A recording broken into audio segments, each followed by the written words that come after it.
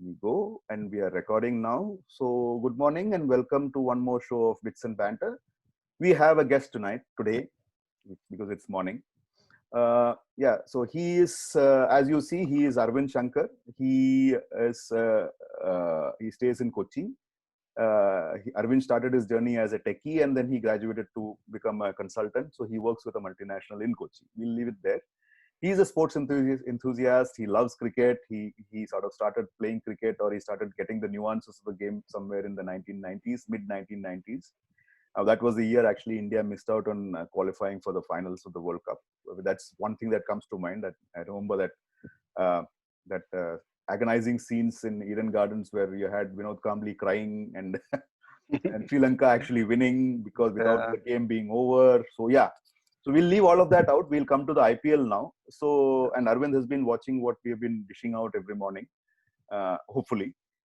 So Arvind had a point. So what we do usually is when we sort of reach out to guests to come on the show, we love to discuss the points that they have. I mean, because it shows cricket is all encompassing. So Arvind's point, I'll start off and then hand over to him. Arvind's point was how have the young guns of Indian cricket performed this IPL? So over to you, Arvind. So that was the topic that you wanted to discuss about. So over to you. We'll have this as a conversation. So no worries. Yeah, definitely. Yeah, thank you, Raj. Thank you so much, and thank you so much for bringing into this show. Like you said, I've been a cricket enthusiast for quite some time, and been wanting to be part of the shows just to share our experiences, because learning knowledge is wealth, and your knowledge comes by sharing. And cricket is an area where I would like to learn a lot. So, like you said, IPL is a platform mainly for youngsters, and the name actually suggests Indian Premier League. We literally look forward to Indian young guns performing, doing well, representing the country at a later point of time.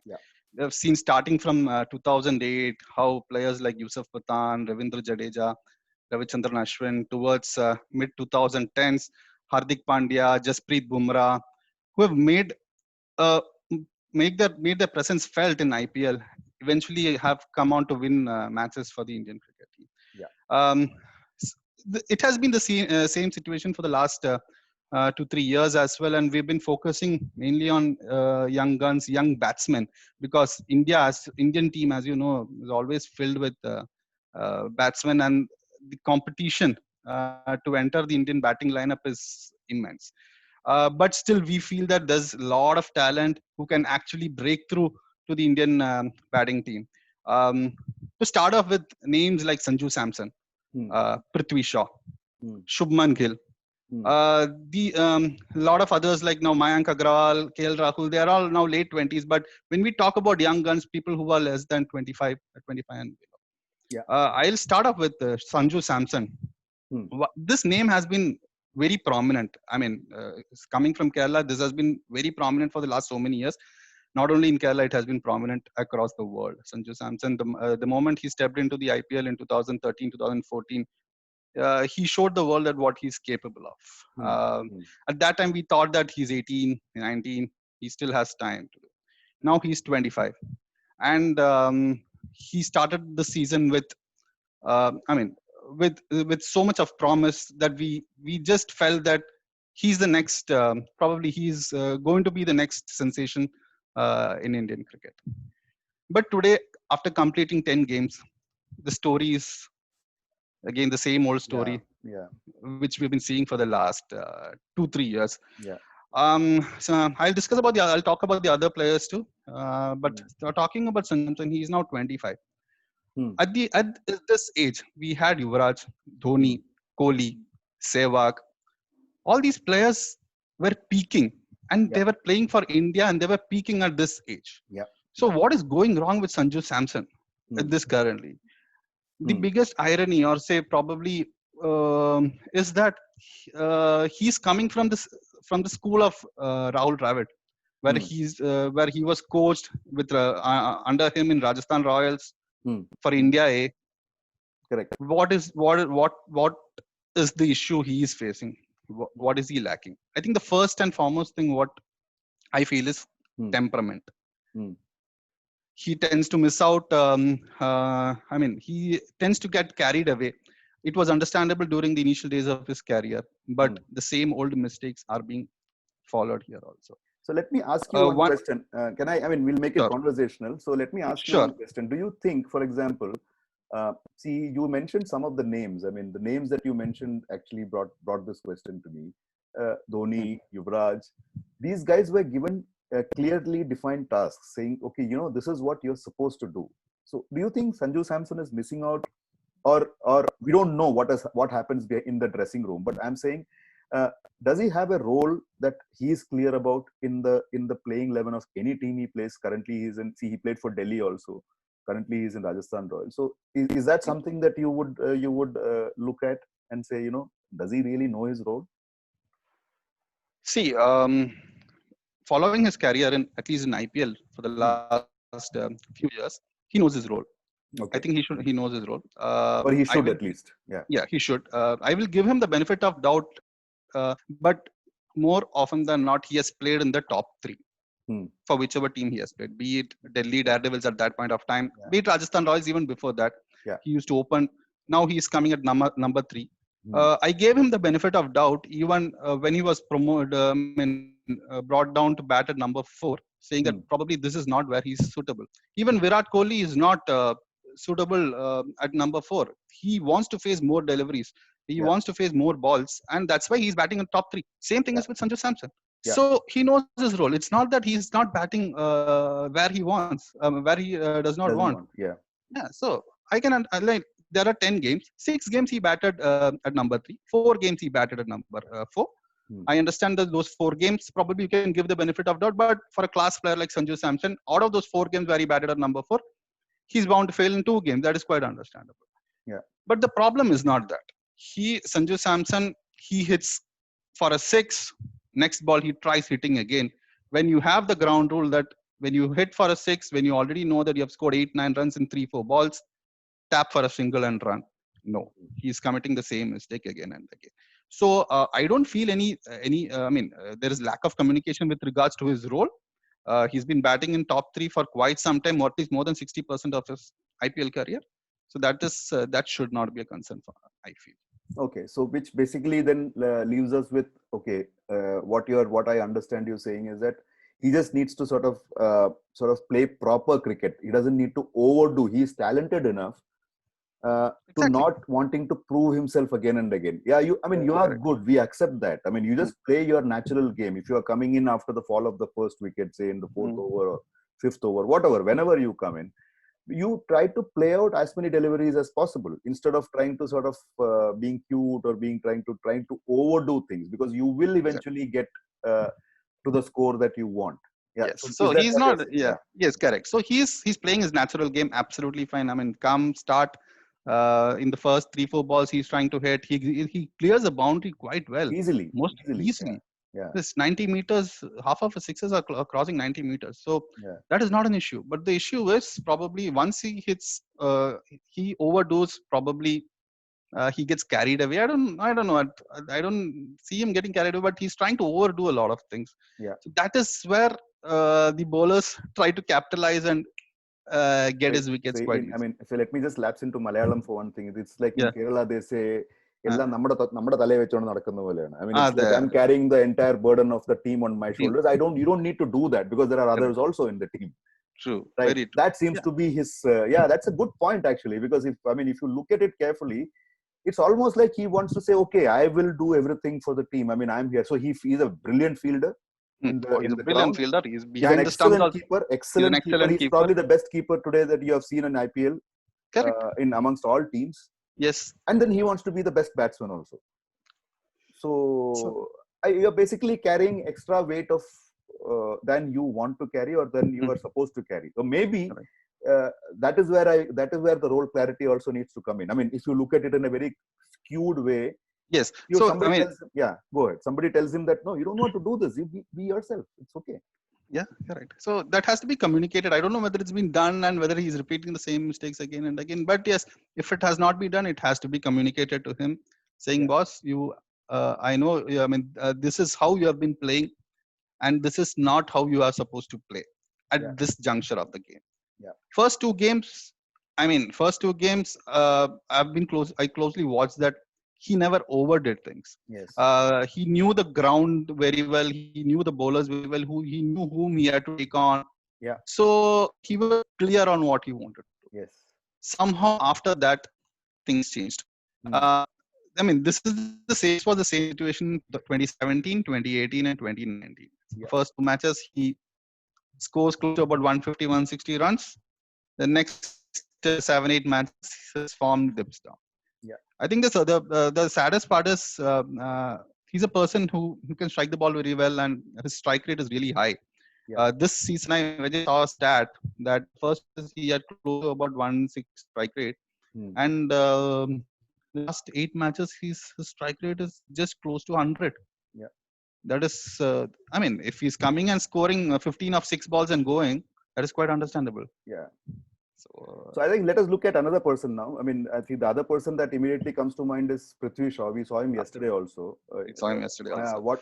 I mean, it seems to be the same scenario, right? I mean, Same scenario. I think the difference between Sanju Samson and Prithvi Shaw is, I personally feel that Sanju Samson is more technically sound than Prithvi Shaw. Prithvi Shaw has some technical glitches. There was an instance yesterday which Mr. Gavaskar also pointed out. Prithvi Shaw, the same ball which Prithvi Shaw got out, the same ball was bowled to Shreyas Iyer, and he whacked it over the covers for a 6. Footwork. The prime reason is footwork.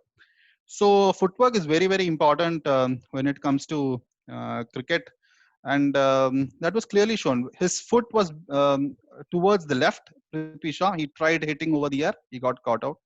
But Shreyas Iyer, the left foot was towards the cover, towards the cover area. So we have I mean, I just want to sort of go back to the time when we used to have somebody called Virendra Sehwag. He had no footwork. Yes, no footwork. Yeah, so he would clear everything anywhere, anywhere. So Prithvi Shaw, again, my question is he trying too much? So he can definitely be the next Virendra Sehwag. I have no questions and no doubts in that.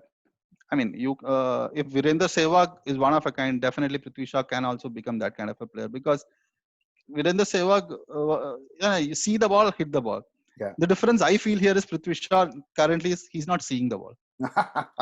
He's hitting the ball. I like that. Yeah. So that is where I feel the difference is. Yeah. He can definitely improve because he's just 20, 21, something like that. Yeah. He can definitely improve. Again, Prithvi Shaw has taken Delhi to good starts, but eventually his weak links have been found. He needs to work on that. Yeah. So in 10 games, I mean, I was looking at some numbers because we spoke about, we didn't speak about it, but then I was looking at some numbers. Shaw has scored 209 runs in 10 innings. I mean, that's definitely un-Shaw-like. I mean, if I can put it that. Definitely un-Shaw. Yeah. So I mean, it's the same thing which even today morning after the 10 games, and I also found out that some similar stats. The first 3 games, how he was, and the first 5 innings. Shah has scored 179, 250s, and 148 strike rate. The next 5 innings, he's just scored 30 runs. So 2 consecutive ducks. So, correct. So that's quite a worrying sign. Now, who else? You also had Shubman Gill, right? Shubman Gill. Yeah. So Shubman Gill, I've been trying to study his game. I don't know what is going wrong with him, but one thing is for sure, he's not getting off to a flyer, in the sense that his overall strike rate. He's still KKR's number 1 batsman. He's still scored the maximum runs for KKR in this season, but his strike rate is around 114. Yes, I agree. Initially, Sunil Narayan was there on the other end, but he was also not getting to good starts. So maybe Shubman Gill's role was to anchor the innings and let Sunil Narayan go get off to good starts. But that eventually put pressure on Shubman Gill, and his role kind of is starting to change. I feel that is where he might be a bit confused. So he's a good batsman, definitely a good batsman. But what is happening is, in the last few games, KKR's overall total has been hampered because Shubman Gill faces almost is in the crease until for about 8 to 9 overs. and at a strike rate of 113, 114, that is not sufficient. So it just automatically puts pressure on the Yeah. batsmen who are coming. Yeah. So my point here is basically in a very competent world, a competent country where you have so many batsmen.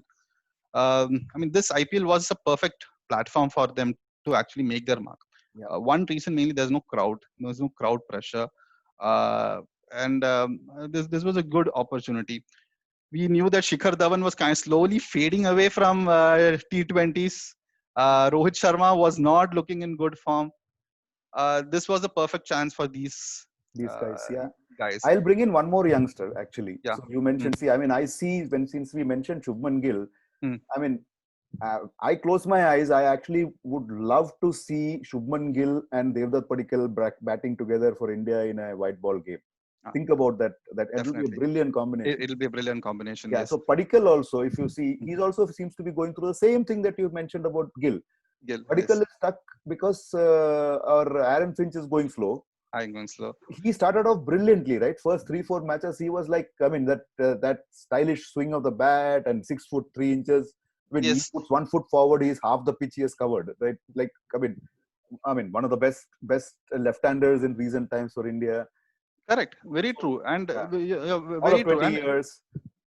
And I guess I think his role was very clear at that point of time. Yes, and suddenly he has slowed down. He's going through the same situation that Shubman Gill is going through. Good that you brought this, because this is something which I've observed, but it's very, very, very true that you said that about Devdutt. So I think youngsters see now, if you think of Yuvraj Singh, Dhoni and all, see, I'm just going back because we have put in about, we are 15 minutes and we still have time. But so I was thinking about the time when Yuvraj, Dhoni and all these guys came, they probably had guys around who would sort of give them advice in the team itself. And there would be people saying, you know what, see, you remember that, I'm sure you remember that innings of Dhoni, when he sort of, with his flowing hair, he came and he went for at number 3 and scored some crazy century, 180 runs or something. Yes. So in a one-day match. There were people who were doing this. In this case, I think I'm still thinking, are there conflicting messages? Because Devdutt Padikkal has not gotten out to unplayable deliveries, if you think about it. He volunteered his wicket, trying to go for runs or whatever. Shubman also is doing pretty much same thing, right? Shubman is doing pretty much the same thing. Yeah. So now if I look at all the 4 people we discussed, these 2 guys are not getting out because their technique is flawed or they're getting out to brilliant deliveries. I think Prithvi Shaw is probably the only one who is getting out because of some flaw. Some technical flaw. Even Sanju Samson, he's not getting out to any. No, he's not. He's volunteering his wicket. Yes, that is what. Here you go, man. Thank you very much. Yeah. I think probably the last match only Sanju Samson he leg glanced it and Dhoni took a good catch. I guess that was that. I mean, that benefit of doubt can be given to Sanju, but even otherwise, no. Sanju Samson knows that Yuzvendra Chahal has picked him a lot of times before this IPL started. Rajasthan Royals played RCB twice this year. Both the times Chahal got him. Yeah. So I'm not able to understand the fact that how are these youngsters? I mean, what is the mental block in these youngsters? Why are they succumbing to the same bowlers who've been picking? Same bowlers. Yeah, that's true. I think that is a very, very valid point. Interesting point you brought out. Now, if you think about who are the other youngsters whom we remember from this. I mean, we had Ruturaj Gaikwad. Portfolio didn't get a game for CSK. He came in at number 4. He's an opener. So let us see what CSK does now. Going forward. Correct. So who are the? See, Rishabh Pant also has had a very middling this thing. Although we won't take him as a youngster, he has played for India. So so Rishabh Pant is kind of more of established. He has good international exposure. I think he single-handedly won games for Delhi also, and he was. I'll definitely give him the benefit of doubt, considering the fact that last 2 seasons he was a huge contributor to Delhi's success. So definitely Rishabh Pant, of course, injury. He has his own injury concerns, but definitely he's definitely not at his best this season. So he's still a youngster. One thing we'll do is, because I think we have invested a lot of time in the batting. Maybe we should do one on the Indian bowlers, young Indian bowlers. Yeah, definitely. I mean, I want. Yeah, definitely. Because I wanted to focus on the batsmen, because yesterday, two things. I mean, Prithvi Shaw's failure, Dhawan's resurgence. So Yeah. uh, You put it nicely. we are just going back again. Yeah, Yeah. Rohit Sharma is out of form this IPL, but his international record is just going to back him into the Indian team again. Yeah, yeah. Shikhar Dhawan's resurgence is definitely going to bring him back to the Indian team again. So where are we going to how are we going to ensure that the young Indians, young batsmen are coming to the national level, at least in the To the shortest party at format least. of Yeah, yeah, yeah. At least T20 you can have, no? I mean, these are guys who, see, you mentioned one very interesting thing right up front, where you said that the IPL has become a forum from where, I mean, the players are actually moving into the Indian team. Bumrah was the classic Correct. example. Nobody knew Bumrah before one day he just landed up with the Mumbai Indians team and started bowling, right? Yeah. We Same wondered as what with is, Hardik Pandya also. Yeah. yeah, Hardik Pandya also. So see, we didn't know about these guys. We had not heard about them. Nobody knew them. I mean, even at the Ranji level, we didn't know them. So at least Sanju Samson, you can say that he played Ranji before. These guys just randomly surfaced. So you have a fantastic point, I think. I mean, so I don't know. I mean, I'm sure there are some more youngsters we might have left out. So what I think we can do is we can ask the viewers, whoever is to whomever we are sharing this video to, sort of write to us. Comment on Facebook and tell us, and then we'll pick up those also in a show in the future. Definitely, right? Definitely. So makes sense. 100%. So I think, I mean, just to sort of sum it up, I think we discussed four people very specifically, four players very specifically we discussed, and the thing that came out here was three of the four were getting out to their shots, and not because of the bowler's intent. And that is something which I think requires attention from them and their own coaches, maybe their own teams, or whoever it is that they're talking to. I think Arvind, you brought in the fact that, see, all of these fellows at some point they would have worked with Rahul Dravid. Now that is another common factor without realizing. Correct. Yeah, right. They were all them. Yeah. Padikkal, I don't know. Padikkal, I don't know. But then Padikkal is in Bangalore, and Rahul Dravid is sitting here. No, why would it not? So, very true. But yes, the other three definitely have been under Rahul Dravid's mentorship for quite some time. So I think maybe they need to make one phone call to Rahul Dravid. I'm sure they have his number. They need to make one phone call and say, okay, what the hell is happening here? So on that, he's a right person to approach also. Yeah. I mean, they know that. I mean, they have worked, they have played with him. So I'm sure they know it. Yeah. So I think on that happy note, I mean, Rahul Dravid being could be the savior for each of them. I think we'll wind up this talk show. Definitely. And maybe next time we'll discuss the Indian bowlers. Yeah, definitely. So thanks, Arvind. Thanks for joining all the way from. Thank you for this. Reaching out. So we leave with that. So any comments you have, or any player we think we didn't refer to, or you just sort of put a comment on our YouTube channel. Definitely. Yeah, we can come back. A YouTube channel we will be posting it on Facebook also. You can leave a comment there and like us, and we'll keep the show going. Definitely. After IPL, something else. Thanks a lot, Arvind. Thank you so much for bringing me into the show. Thank you so much. Our privilege, actually, because we love the way you actually have analyzed the game and brought out this nuance. So I'm really happy with that, and looking forward to having you on the show more often and discussing more stuff. Thanks a lot. Same here. Thank you so much. Thank you. Pleasure. So